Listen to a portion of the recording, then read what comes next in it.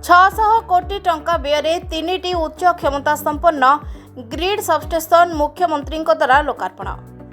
ओडिशार माननीय मुख्यमंत्री श्री मोहन चरण माझी करकमल प्राय 600 कोटी टंका व्यय भुवनेश्वर स्थित बालियंता और सत्यनगर एवं एसीबी मेडिकल परिसर में निर्मित तीन अति उच्च क्षमता संपन्न ग्रिड सबस्टेशन राज्य मुख्यमंत्री श्री मोहन चरण माझी करकमल आज लोकार्पण बालियंता सत्यनगर अनुष्ठित हो जाइछि। ଏହି ଲୋକାର୍ପଣ ଉତ୍ସବରେ ଉପମୁଖ୍ୟମନ୍ତ୍ରୀ ତଥା ଶକ୍ତିମନ୍ତ୍ରୀ ଶ୍ରୀ କନକବର୍ଦ୍ଧନ ସିଂ ଦେଓ, ଭୁବନେଶ୍ୱର ସାଂସଦ ଶ୍ରୀମତୀ ଅପରାଜିତା ଷଡ଼ଙ୍ଗୀ, ଜୟଦେବ ବିଧାୟକ ନବକିଶୋର ମଲ୍ଲିକ, ଓପିଟିସିଏଲ୍ର ଅଧ୍ୟକ୍ଷ ଭାସ୍କର ଶର୍ମା ଓ ଜିଲ୍ଲାପାଳ ଅମୃତ ଋତୁରାଜ ପ୍ରମୁଖ ଉପସ୍ଥିତ ଥିଲେ। 600 କୋଟି ଟଙ୍କା ବ୍ୟୟରେ ନିର୍ମିତ ତିନିଟି ଗ୍ରିଡ୍ ସବଷ୍ଟେସନ ନିର୍ମିତ ହୋଇଥିବା ବେଳେ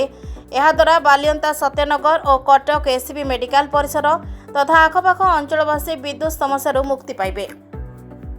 ओपीटीसीएल तत्वावधान में खूब शीघ्र यह प्रकल्प निर्मित होइतिबारु मुख्यमंत्री श्री माझी साधुवाद जणाइछन्ति। तीनिटी ग्रिड सह 8टी ट्रांसमिशन लाइन जहाँ साधारण जनता गुरुत्वपूर्ण अटे। आउ मध्य मुख्यमंत्री घोषणा करिसेंति जे सरकार को संजीवनी योजना रे प्राची और धनुआ नदीर पुनरुद्धार समेत शुष्क पड़िथिबा नदीगुड़िकर खनन पई सरकार 1000 कोटी टंका व्ययबराद करिसेंति। बुला षंढ और गोरुंक पई गोशाला एवं चाषींक पई शीतल भंडार निर्माण पई प्रस्ताव देथिले। 1989 मसीहारू चंदका ग्रिड पर निर्भर करी एही अंचलवासी चली आसुछि। एही ग्रिड हेबा द्वारा विद्युत समस्या बहुमात्रा रे समाधान हेबो बोली मुख्यमंत्री और शक्ति मंत्री कहिसंति। एही कार्यक्रम में मिशन शक्तिर महिला कर्मचारी एवं सुमन स्वेच्छासेवी समेत बहु प्रशासनिक अधिकारी और राजनीतिक व्यक्ति माने जोग देथिले। आज विशेष करी आम ओडिशार राजधानी भुवनेश्वर सहर पाई एक निश्चित भाव में ऐतिहासिक दिन हम। आज भुवनेश्वर सहर को जो विद्युत जोगाण एत बड़ भुवनेश्वर सहर को विद्युत जोगाण केवल गोटे जगार होउथिला एवं सेटा हूँ आपंकर चंदका ग्रिड सबस्टेशन एवं कौन सी कारणवशतः जदि समस्या तैयारी होता ताले संपूर्ण भाव में भुवनेश्वर अंधारे पड़ जाऊला एवं त्वरित पर्यायर सागे सागे पावर कनेक्टिंग पुणी दे पारु नथिला। ये जो समस्या ताकू दूर करने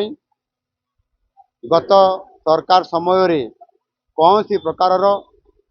से चेष्टा करा जाई नथिला लोकों को सेवा जोगे देबा पाई एवं यही जो समस्या समाधान केमती हो पार आखिदर्शिया किसी भी पदक्षेप गत सरकार नहीं पारि नथिले एवं से ये जो चंदका ग्रिड स्टेशन ये 1989 मसीह प्रतिष्ठा होता एवं जदि आज पर्यंत हिसाब करवा ताहले पाखापाखि 36 वर्ष हम आम केते एक संकट परिस्थिति देकरी आम गति करुले आमर भविष्य कौन होता भुवनेश्वर ताकू आखि आगे रखिक आम सरकार गत 2024 मसीह जिते बड़े आम सरकार दायित्व रे आसिले से आमे ताकू गोटे बड़ परिवर्तन करने माननीय ये आमर शक्ति मंत्री उपमुख्यमंत्री केवी सिंह महाशय ये अच्छा आम सरकार तरफ दायित्व दिगला से भी दायित्व को निर्वाह करने लगी पड़े एवं निश्चित भाव में आज जो बालियंता जो आज आम कटक एसीबी मेडिकल कॉलेज एवं हॉस्पिटल रे कहते एवं आपंकर सत्यनगर जोटा Bhubaneswar heart of the city भितर अच्छी ये तीनोटी आम ग्रिड सबस्टेशन को आज आम प्रतिष्ठा आज आम करूँ एवं जहाद्वारा प्राय 600 कोटी रु अधिक टंका विनिमय भी होती एवं ताहार जो विभिन्न टेक्निकल समस्या थिला प्रशासनिक गत समस्या थिला केवल गत सरकार समय रे केवल भूमि माने केवल वर्क ऑर्डर दिया जाइथिला